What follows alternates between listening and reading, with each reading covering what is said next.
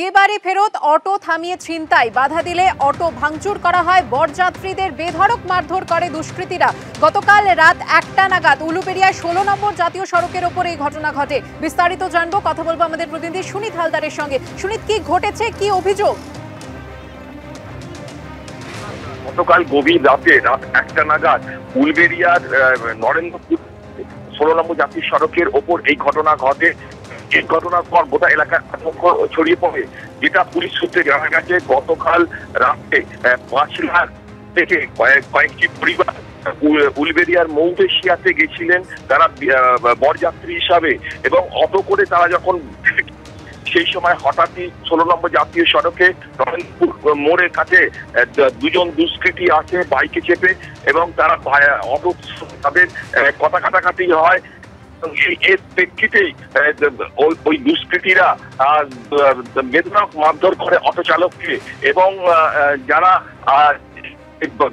যাত্রী ছিল বরযাত্রীরা তাদেরকেও রাস্তায় বার করে তাদেরকে বেধড়ক মারধর করে, এবং মহিলাদেরও শ্লীলতাহানি করে, এবং তাদের সোনার গয়না ছিনিয়ে নেয়, মোবাইল ছিনিয়ে নেয়, এমনটাই অভিযোগ। এর পাশাপাশি অটো সেগুলোকেও ভাঙচুর করা হয়। প্রথমে সেখানে 2জন, বাইকে 3জন এসেছিল, পরে ফোন করে আরো কিছু ছেলে তারা ডেকে নেয়। তারা এই বরযাত্রীদের ওপর হামলা করে এবং একজনকে রাস্তায়, অর্থাৎ 16 নম্বর জাতীয় সড়কে রাস্তায় ফেলে খুনের চেষ্টা করার বলে অভিযোগ। এই ঘটনার খবর যখন ছড়িয়ে পড়ে, সঙ্গে সঙ্গে উলুবেড়িয়া থানা থেকে পুলিশ ছুটে আসে। পুলিশ এসে বরযাত্রীদের উদ্ধার করে এবং 5 জনকে হাসপাতালে নিয়ে যায়। সেখানে প্রাথমিক চিকিৎসার পর তাদেরকে ছেড়ে দেওয়া হয়। এই ঘটনায় গোটা এলাকায় আতঙ্ক ছড়িয়ে পড়েছে। লিখিতভাবে অভিযোগ দায়ের করা হয়েছে উলুবেড়িয়া থানায়। গোটা ঘটনার তদন্ত উলুবেড়িয়া থানা পুলিশ শুরু করলো। এখনো পর্যন্ত কাউকে গ্রেফতার করতে পারেনি। ধন্যবাদ সুনীল। যে খবরে শুরুতেই নজর রাখবো, শেষ দফা ভোটের আগে কন্যাকুমারীতে ধ্যানমগ্ন হবেন নরেন্দ্র মোদী। ধ্যান করবে তো ক্যামেরা নিয়ে কেন? বুধবার বারুইপুরের সভা থেকে নরেন্দ্র মোদীকে তীব্র নিশানা করলেন তৃণমূল নেত্রী। ভোটের প্রচার শেষ, কিন্তু মোদীর প্রচার শেষ হবে না, কটাক্ষ অধীর চৌধুরীর। পাল্টা জবাব দিয়েছে বিজেপিও। প্রতিবার দেখবেন ইলেকশনে, যেদিন লাস্ট ইলেকশন তার 48 ঘন্টা আগে কোথাও না কোথাও ঢুকে বসে থাকে আর লোককে দেখায় ধ্যান করছি। 2019-এর লোকসভা নির্বাচন চলাকালীন শেষ দফার ভোট গ্রহণের সময় কেদারনাথ সফরে গিয়ে সেখানকার গুহায় ধ্যানে বসেছিলেন নরেন্দ্র মোদী। ভোটের মধ্যে গোটা দেশে ছড়িয়ে পড়েছিল সেই ছবি। সেই 2019-এর পুনরাবৃত্তি এবার হতে চলেছে 2024-এও। শেষ দফার ভোটের আগে ফের ধ্যানমগ্ন হবেন নরেন্দ্র মোদী। আগেরবার কেদারনাথ ছিল, এবার কন্যাকুমারী।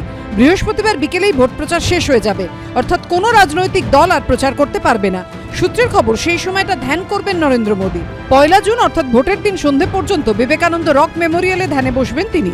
সূত্রের খবর, মূল ভূখণ্ডের অদূরে যে শিলার ওপর বসে ধ্যান করেছিলেন স্বামী বিবেকানন্দ, ভোটের দিন সেই ধ্যান মণ্ডপমে বসে ধ্যান করতে পারেন নরেন্দ্র মোদী। 1 তারিখে 8 রাজ্য এবং কেন্দ্রশাসিত অঞ্চলে 57টি আসনে ভোট গ্রহণ। ওই দফাতেই ভোট রয়েছে মোদীর কেন্দ্র বারাণসীতেও। লোকে যখন পুজো করে ক্যামেরার সামনে ছবি তুলে করে, পুজো করলে ছবি তুলে করতে হয় নাকি সমুদ্রের হাওয়াকে অক্সিজেন নেবে আর 48 ঘন্টা প্রচার চালাবে? দেখুন, ওই দেবতার দর্শন পাওয়ার জন্য ওখানে ধ্যান করছেন। মুখ্যমন্ত্রী ক্যামেরা বন্ধ করে একবার ওনার সামনে গিয়ে দর্শনটা নিজেই দিয়ে আসুন না। ওনার মধ্যেই যদি নরেন্দ্র মোদী ভারত মাতাকে খুঁজে পান, উনি তো নিজেকে সেই স্তরেই নিয়ে গেছেন। ওনার দলের নেতাই বলেছে সারদা দেবীর পুনর্জন্ম হয়েছে কালীঘাটে, উনিও চলে যেতে পারেন। ধ্যান করুন, ধ্যান করলে কেউ ক্যামেরাকে নিয়ে ধ্যান করে? এয়ার কন্ডিশন ভোটের বানিয়ে নেয়। স্বামী বিবেকানন্দ খুব ভালোবাসতেন, সেই জায়গাটায় গিয়ে উনি ধ্যান করবেন। উনি যদি দেবতার থেকেও বড় দেবতা, তাই যদি হয় ওনার ধ্যান করার কি প্রয়োজন? লোকে ওনার ধ্যান করবে, ওনার তো ধ্যান করার প্রয়োজন নেই।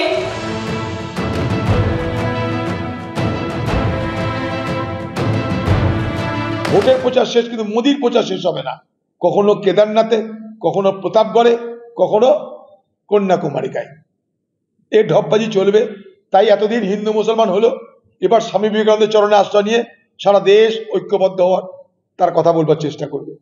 এই ঢপের রাজনীতি দেখতে দেখতে ভারতবর্ষের মানুষ আজকে পরিশ্রান্ত। 2014 সালে নরেন্দ্র মোদী গিয়েছিলেন মহারাষ্ট্রের শিবাজির প্রতাপগড় দুর্গে, 2019 সালে কেদারনাথ, আর এবার দক্ষিণ ভারতে। ঝিরম করঞ্জাই, রাজীব চৌধুরী ও দীপক ঘোষের রিপোর্ট, এবিপি আনন্দ।